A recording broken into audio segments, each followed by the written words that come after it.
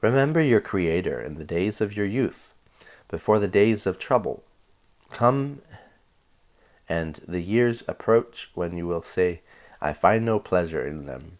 Before the sun and the light and the moon and the stars grow dark, and the clouds return after the rain, when the keepers of the house tremble, and the strong men stoop, when the grinders cease because they are few, and those looking through the windows grow dim, when the doors to the street are closed, and the sound of grinding fades, when men rise up at the sound of birds, but all their songs grow faint, when men are afraid of heights and of dangers in the streets, when the almond tree blossoms and the grasshopper drags himself along, and desire no longer is stirred, that then man goes to his eternal home, and mourners go about the streets.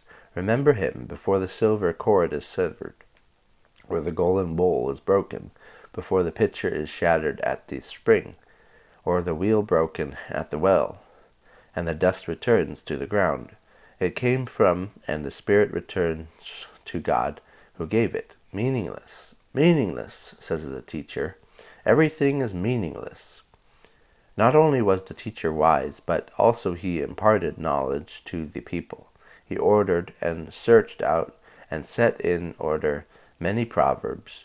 The teacher searched to find just the right words, and what he wrote was upright and true.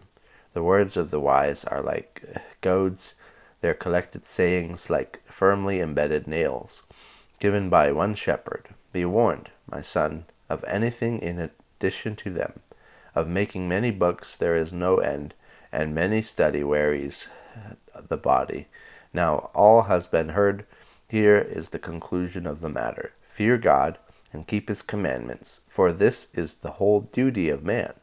For God will bring every deed into judgment, including every hidden thing, whether it is good or evil. All right, and that concludes the book. So, yeah. Excuse me. All right, so some themes for this chapter is that there's the brevity of life, the call to remember God early, and the final judgment. The teacher's lasting conclusion is to fear God and keep his commandments. So, yeah, let's break it down. So in verses 1 through 8, it's about remembering your Creator while you can. So verse 1, remember your Creator in the days of your youth, before hard times come. So verses 2 through 7 says, vivid metaphors for aging and death, dimming eyes, shaking hands, grinding ceases, silver cord snapping, dust returning to the earth. And verse 8, the final repetition of vanity of vanities. So what does that all mean? Well, these verses poetically describe the inevitable decline of the body and the end of our life. So remembering doesn't mean a fleeting thought. It means honoring and prioritizing God while you're still strong enough to respond. So the body returns to dust, and the spirit returns to God, echoing Genesis 3:19 and 2:7. So, all right, so are we remembering our Creator now, or are we planning to later? In what ways do we treat our time and strength as if they're guaranteed? And what would it look like to truly honor God with the best of our youth and energy? So, the next section is verses 9 through 12, which speaks of the teacher's wisdom and its purpose. So, verses 9 through 10 says the preacher, the Kohelet, taught knowledge with care, accuracy, and delight. In verse 11, his words are the goads and nails, both to prod and stabilize. And verse 12, endless books and study can become wearisome if unleathered from God. So that means the interpretation for that is that the teacher, like Solomon, invested deeply in finding just the right words to guide others toward truth. Goads challenges us to move. Nails secures us to lasting fruits, or lasting truths. So wisdom apart from revenge for God leads only to exhaustion and conclusion. So what wisdom sources are we filling our minds with?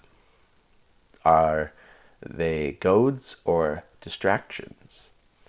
How can you embrace the hard but helpful words of Scripture in your daily life? Is our pursuit of knowledge drawing us closer to God or further from trust? So, next section is verses 13 to 14. It's the final word. It says in verse 13, the end of the matter. Excuse me. He says, the end of the matter, fear God and keep his commandments. Verse 14, every deed, even secret ones, will be brought into judgment. So, these final verses are the book's anchor. After all the exploration of wisdom that we did, the pleasure, the toil, the mortality, the answer is simple: holy living. And life's meaning isn't found in indulgence or intellect, but in reverence and obedience to God. And God sees everything, and judgment is also real, a call to accountability, holy living. So how are we growing in our fear of God? Not in terror, it's not a terror fear, but in a deep reverence. And what commandment of God have you been resisting or neglecting? And if judgment came today, what secret thing would you want to confess or surrender to God? Honestly, I've thought of that question, quite a lot recently. It's been on my mind a lot.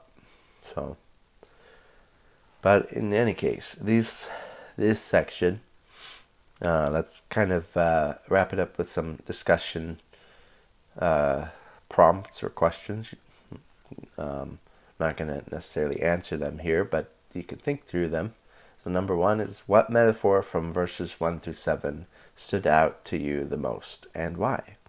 And number two, how does this chapter give urgency to your walk with God? And number three, what changes can you make now to remember your Creator with your time, heart, and choices?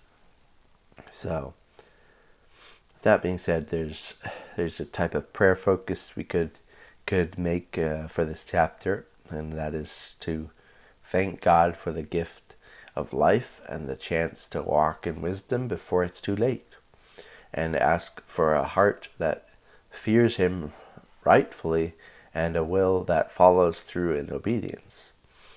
So commit your days, your strength, and your secrets to the Lord, who sees all and redeems all.